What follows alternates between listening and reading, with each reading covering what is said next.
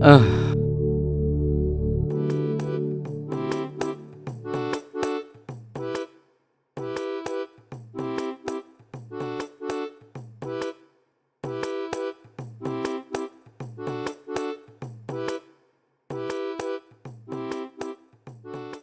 టైంకి టాబ్లెట్లు వేసుకోండి. వంట చేసి టేబుల్ మీద అన్నీ సర్ది పెట్టాను. నువ్వు ఇప్పుడు వెళ్ళడం అంత అవసరమంటావా? అయ్యో రామా! పెద్దదాన్ని నేనే వెళ్ళకపోతే వాళ్ళకి మంచి చెడు ఎవరు చెప్తారు? అయినా మా వాళ్ళ ఇళ్లలో ఫంక్షన్లకి మీ వల్లనే చాన్నాళ్లుగా దూరం అయిపోయాను. నీ చేదస్తం గాని నువ్వు వెళ్ళకపోతే ఏమీ కాదు. నేను లేందే ఏమీ జరగదని నీ భ్రమ. ఆహా! మా వాళ్ళ ఇళ్లలో వేడుకలంటే మీకెప్పుడు చిన్న చూపే.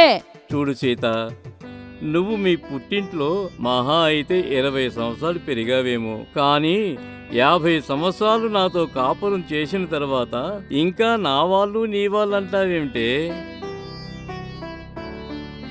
నమస్కారం సదానందమూర్తి బావగారు. రాబోయే రంగనాథం, నా వాళ్ళు నీ వాళ్ళు అంటున్నారు, సంగతి ఏమిటి? చూడబోయ్, ఈ వయసులో తనకింకా ఈ ఉరుకులు పరుకులు అవసరమంటావా? అదంతేలే బావా, జనని జన్మభూమి కదా. ఆడవాళ్ళకి పుట్టింటిని మించిన స్వర్గం ఏముంటుంది చెప్పండి. అది కాదన్నయ్య, సాయంత్రానికల్లా ఇలా వెళ్ళి అలా వచ్చేయను. ఆయనకంత చాదస్తం గాని. ఏం ఫంక్షన్ ఏమిటి? వాళ్ళ అన్నయ్య మనవరాలు రజస్వల అయిందంట. అంతమాత్రం దానికే వెళ్ళడం అవసరమా? నాకిక్కడ ఒంటరిగా ఏం తోస్తుంది చెప్పు? పోనీలే బావా, నీకంతగా తోచకపోతే తోడుగా నేనుంటాగా. మీరేం కంగారు పడకండి, రాజాని వెంట తీసుకెళ్తున్నానుగా. సరి సరి, తొందరగా వచ్చేయండి. అన్నట్టు ఎలా వెళ్తారా? సిటీ బస్సులో వెళ్తాంలే. బస్సా? వద్దు వద్దు, ఎక్కడం దిగడం చాలా ఇబ్బంది. ఫ్రీ బస్సులని చాలా రద్దీగా ఉంటున్నాయి. ఆటోలో వెళ్తాంలే. అదైనా షేర్ ఆటోలో వద్దు, సెపరేట్గా బుక్ చేసుకోండి. అదంతా నేను చూసుకుంటానుగా. మావయ్య నాన్నగారిని కనిపెట్టుకుని ఉంటారుగా. ఓఎస్, దాందేముంది? అన్నట్టు నాన్న, ఆన్లైన్లో బుక్స్ ఆర్డర్ పెట్టాను, పార్సిల్ వస్తే తీసి పెట్టుకోండి. అలాగే. మీరేం కంగారు పడకండి, తొందరగానే వచ్చేస్తాలేండి. సరేలే. ఏమో ఈ రంగనాథం, అంతా కులాసేనా? ఆ, ఏమిటి సంగతి? ఏముంది, అంతా మామూలే. అవును, మన ఊర్లో వాళ్ళిద్దరు ఎవరో ఉన్నారు కదయ్యా.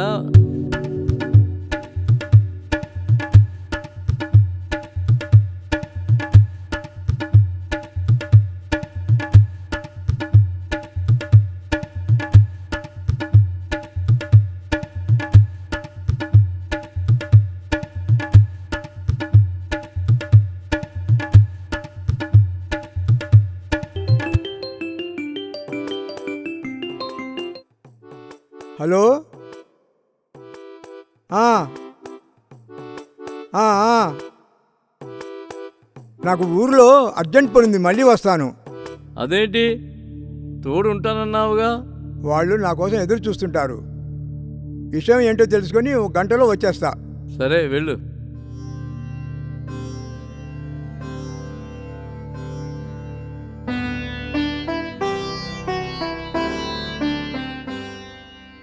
సీత, నీ ఒంటి మీద ఉన్న నగలన్నీ కోడలకి కూతురికి ఇచ్చేశావు కదా, నీకు బాధగా లేదా? బాధెందుకండి? అయినా ఆడదానికి ఐదోతనాన్ని మించిన ఐశ్వర్యం ఏముంటుందండి? నా వరకు నాకు నా జీవితంలో మీరు సంతోషంగా ఉంటే చాలండి.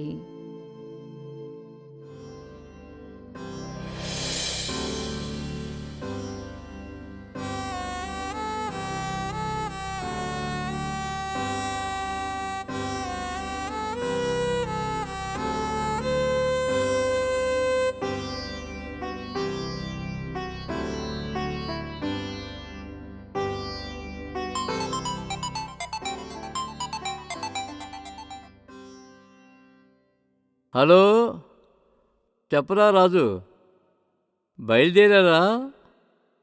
మీరింకా రాలేదేంటా అని అనుకుంటున్నాను. ఏమిటి, మీరు వస్తున్న ఆటోకి యాక్సిడెంట్ అయిందా? మీకేం పర్వాలేదుగా? ఏంటి, అమ్మకి దెబ్బలు తేలాయా? ఏ హాస్పిటల్లో వేశారు? మరేం పర్వాలేదుగా? ఏం బావా, ఎక్కడి నుండి ఫోను? ఏముంది, చెబితే విన్నారు కాదు. వాళ్ళు వస్తున్న ఆటోకి యాక్సిడెంట్ అయిందట. అయ్యో, ఏం పర్వాలేదా? ఏమో తెలీదు. అయినా ఇప్పుడే వస్తానని చెప్పి ఎక్కడ పోయావు? ఏమైందేంటి? ఆస్తి గొడవలు బావా, ఓ పట్టాన తెమిలి చేస్తాయా. వాళ్ళకి సర్ది చెప్పేసరికి తల ప్రాణం తోకకొచ్చింది. సీతకి ఏమైందో ఏమో, అది లేదే నాకేం తోచదు. వెళ్దామంటే నా పరిస్థితి ఇలా ఉంది. ఏం కాదులే బావా, వెంట చిన్నాడు ఉన్నాడుగా, ఎందుకంత కంగారు? అదిగో వాడు రానే వచ్చాడు. ఏమిరా, అమ్మేదిరా? అమ్మ తలకు గాయం బాగా అయింది, బ్లడ్ చాలా పోయింది. బ్లడ్ ఎక్కించాలంటున్నారు. నేను డబ్బు కోసం వచ్చాను. ఏం పర్వాలేదు అన్నావు కదరా, ఇప్పుడు ఏంటిలా?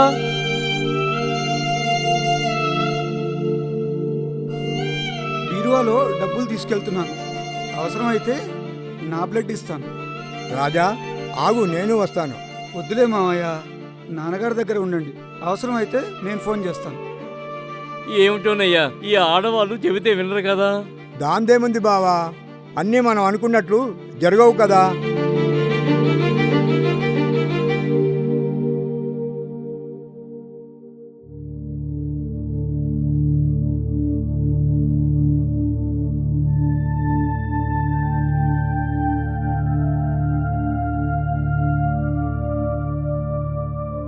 ఆ!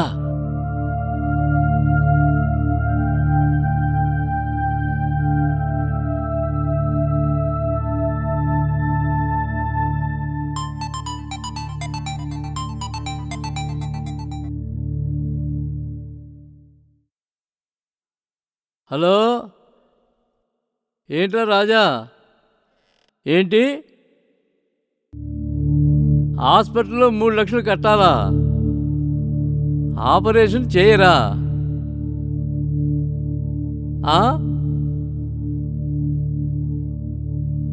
ట్రీట్మెంట్ చేయకపోతే కోమాలోకి వెళ్ళిపోయే ప్రమాదం ఉందా? డబ్బు కట్టందే ట్రీట్మెంట్ చేయరా? చూడు రంగనాథం, ఏదో చిన్న దెబ్బలు అన్నాడు. నువ్వు కంగారు పడతావని అలా చెప్పుంటాడు. పెద్దబ్బాయికి ఫోన్ చేసి రమ్మంటాను. అంత డబ్బు నా దగ్గర ఎక్కడిది? సరే, అలాగే కానివ్వు. హలో ప్రసాదు, అమ్మకి యాక్సిడెంట్ అయింది. తలకి బాగా దెబ్బలు తగిలాయి. హాస్పిటల్లో అడ్మిట్ చేశారు. చిన్నాడు వెంట ఉన్నాడు. అర్జెంటుగా 3 లక్షలు కట్టాలంట. డబ్బు తీసుకొని రా. ఏమిటి, ఆఫీసు పని మీద ఢిల్లీ వెళ్ళావా? అయ్యో, ఇప్పుడు ఎలా? అవును, మీ అమ్మాయికి ఫోన్ చేసి చూడు బావా.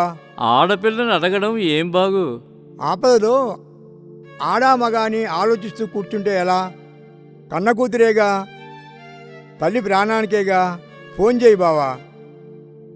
అమ్మా రేవతి, బాగున్నావా? ఏం చేస్తున్నావమ్మా? మరే అమ్మకి 3 లక్షలు కావాలి. ఏం చేయాలో పాలుపోవటం లేదు. అయ్యో, ఏడవకమ్మా.